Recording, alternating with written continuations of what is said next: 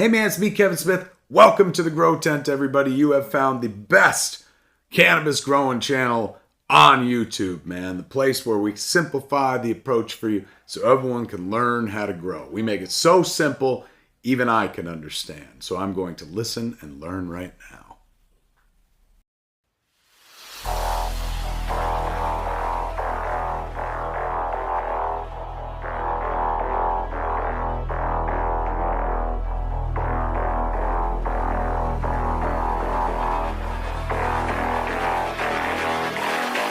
You cannot feel this energy.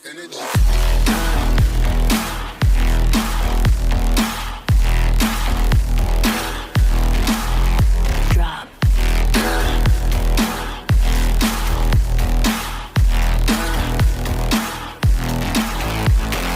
Energy.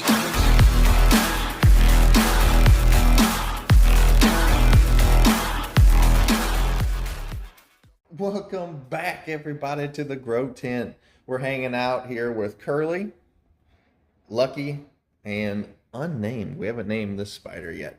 As everybody knows, if you've been following my other channel, I've recently got into collecting tarantulas. It's been a bunch of fun, but that's not why we're here today. We're just hanging out with these guys because they happen to be on the table where I'm going to be doing today's show at. So today we are going to be talking about when to transplant, or more specifically, I get a lot of questions about, how do I know when it's the right time to transplant? Is this too early? Is it too late? Am I root bound?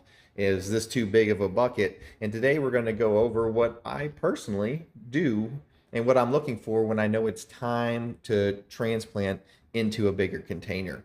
So we're going to go over things like root right cubes and solo cups and fabric pots and plastic pots and the differences that you're going to find in each one of those. But first, guys, as you guys know, YouTube does not allow cannabis channels to be monetized. And if they do, they take it away really soon. So enjoy it while you have it, because it won't last for long. They will take it away from you.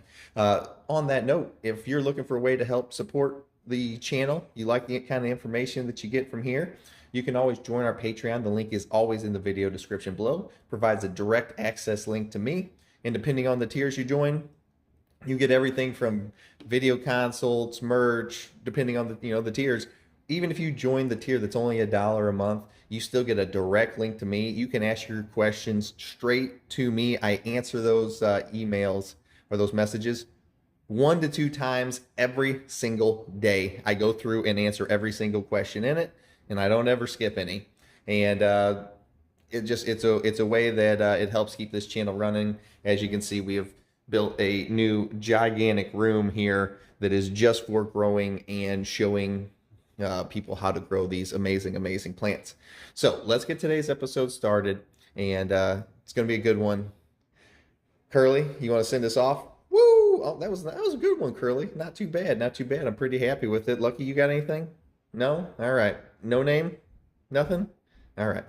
Let's get today's episode started, guys. How and when to, well, not necessarily how, it's when to transplant, and there's 3 main things I'm looking for. So here we go. Woo! Okay, everybody. Okay, so on today's topic, I've mentioned that there's a few things that you're going to look for whenever you're getting ready to transplant, or to know when it's time to transplant. And for me, there is 3 main things. Number 1 is I'm having to water every 3 to 4 days. As soon as I'm having to water, whenever I run till true runoff, and if you don't know how to do that, I might remember to post a link right up here in the corner. I might not. I don't know. Sometimes I do, sometimes I don't. I'm 50-50 maybe. Actually, I'm probably more on the lines of 70-30, like 70%. I forget to put the link. But you can find that video right up top here. And if not, go into my video section and check out watering till true runoff. So whenever you're running to true runoff, which is what you need to be doing whenever you're growing in soil, you're going to water these till runoff, and you are not going to water them again until they are just getting ready to droop, and then you will water them again. This will prevent you from overwatering. So number 1 is, if I'm having to water till true runoff every 3 to 4 days, that means it's pretty much an indication that I'm ready to go in to the next pot size, whether it be to go from the cube to the solo, from the solo to the 1 gallon, and I'm really glad they're banging stuff around upstairs, or such as we're going to bigger and bigger pots. All right, now, so that's number one. I don't want to be watering that much. So anytime I'm having to water every 3 to 4 days, I am going to switch to a bigger pot. This is going to allow me to go longer in between waterings, which means it's the less work I have to do. And anytime I can do less work instead of more work, I am all for it. So, number one, anytime I'm having to water more often than every anytime I'm watering it more often, not more often, stop saying that. Anytime, focus, grow tent. Whew, calm down, relax. All right, center, woo. All right, the cream always rises to the top. No, that's Macho Man. Can't be mixing Macho Man and Ric Flair. Come on, get your shit together. All right, so anytime I'm watering every 3 to 4 days, I'm going to switch into a bigger container. Since I'm going to a bigger source of media, if this was drying out every 3 to 4 days and I switched to solo cup and I water to true runoff, it is going to obviously last longer because the plant is the same size as it was over here, but now it's got more media. So now I'm back to watering, I don't know, every 7-8 days, which is more along the lines of where I want to be. Now, obviously, once you get to the plant is like halfway through flower, it is going to be you're going to be watering it every 4 days because you're not transplanting once you're that far along on flower. The last time I transplant is day 1 of flower when we flip them into their final homes and then scrog everything down. After everything's scrogged down, you ain't transplanting nothing anymore. Okay, so that wraps up number 1. Good job. All right, everybody still with me? All right, we're good. Number 2 coming up right now.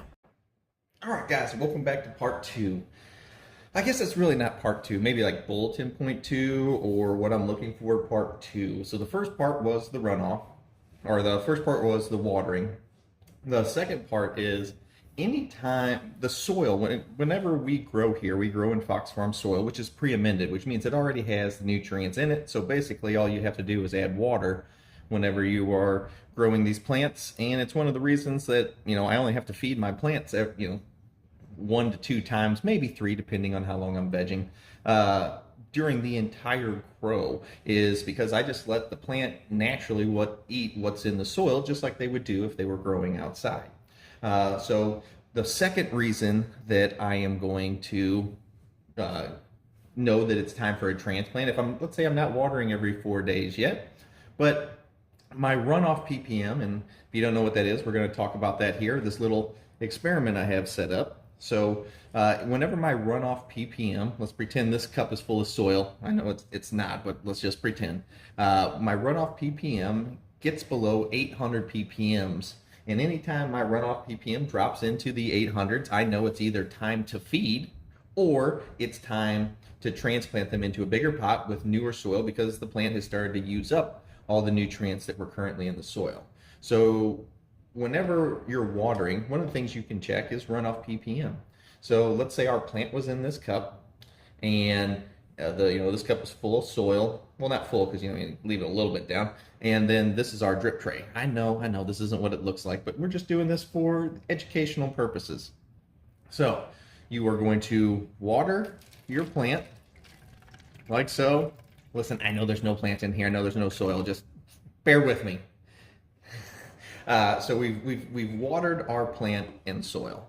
Now what we're going to do after we've watered to true runoff, you're going in the drip tray down here. You will see that what we have watered has passed through the plant and is now in the drip tray below. And if we turn on our ppm pin, wait for it to zero out here. Now this is just my tap water, which this will explain to you why I use an RO machine, but that's a video a day for a different day. We're going to measure our runoff ppm, and it says my runoff ppm is 540. Now that was a dirty cup, so it will pick up some of that also and throw it in here, but it says my runoff ppm is 540. Now, if I was in, my normal pot, whenever that happened, I would say, okay, it's either time to give them some nutrients or it's time to transplant them into a bigger container.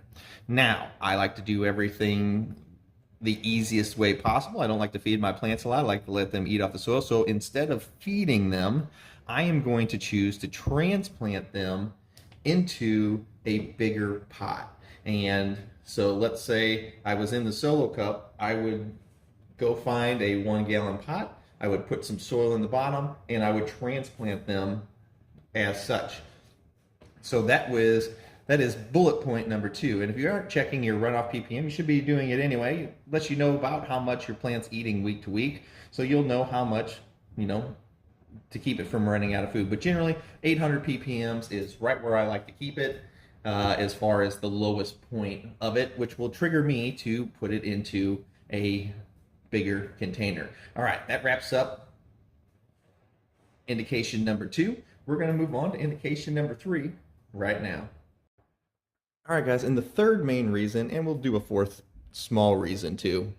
Very limited need for that, but the occasion does arise. So the third reason I'm going to transplant is if I'm going to flip into flower. Now, whether I have met the criteria where having to water every 4 days, or if I have met the criteria where my runoff ppm has dropped below the 800 ppm mark. The day I decide I'm going to flip into flower, I am going to transplant them for a few reasons. One, they are going to get bigger during the stretch, which is the first 3 weeks of flower. And then number 2 is they are going to need those nutrients and the different soil whenever I flip them into flower. So whenever I'm growing in veg, I keep my plants in Happy Frog. When I flip to flower, I'm either going to Ocean Forest or Strawberry Fields. My personal preference is I'll go to Ocean Forest every time. I've grown with Strawberry Field 2 grows now. I prefer the Ocean Forest. So I'll flip in them into the Ocean Forest soil, which is way more rich and not meant for veg anyway. And I am going to flip them into flower, and I'm going to go from whatever bucket, let's say they're in a 3 now, and I'm going to go to a 5 and then flip them into flower.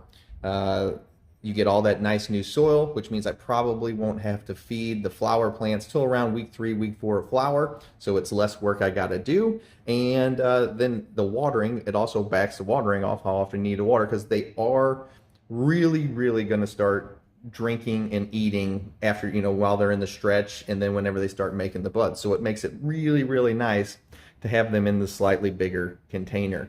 And then we'll do a little secret fourth one. But those are my 3 main reasons why I am going to transplant, and it just makes it the easiest. Though if you stick to those 3 things, you are not going to transplant too early. You're not going to have to feed very often, if at all, especially in veg. And it'll make your life and your growing a lot easier. The more you can simplify this, the easier and the better it'll be for you. So we'll take one small break right here. We'll come back with our fourth secret reason why I would transplant. Okay, so now for the fourth reason. This is kind of a silly one, but let's say I'm going on vacation. I'm having to water every 6 days whenever I'm in my 3-gallon pot.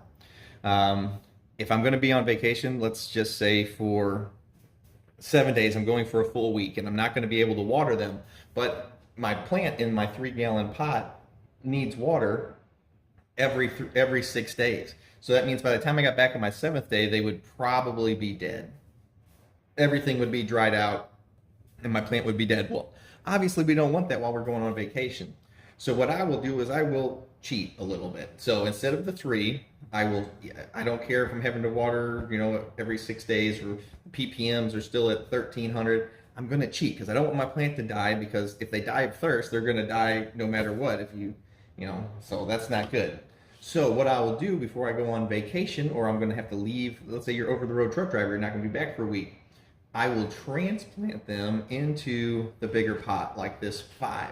So where I was having to water the 3-gallon every 6 day, if I take the exact same plant, water it till runoff in the 5-gallon, that means I'm probably going to have to only water like once every 9 or 10 days. And therefore it would use it kind of as like a little cheat code. We'll do up, down, select, start, A, B, select, start, whatever the fuck it was. You young kids might not know nothing about that. little contraction code. So what will happen now is, instead of the plant going dry on 6 days, I've kind of skipped around it.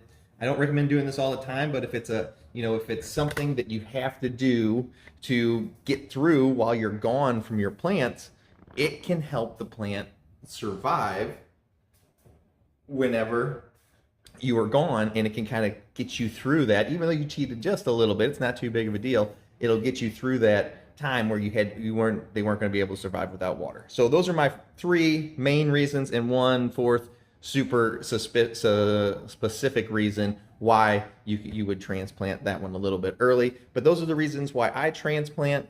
I don't look at anything else whenever I'm transplanting. It's those 3 things, and that's it. I get a ton of questions every week on when should I transplant, what am I looking for, and that's what GT does. That's how I know when it's time to transplant, is those 3 things. All right, I hope everybody has a fantastic week and a great rest of the weekend. I'll see you guys next time. GT out.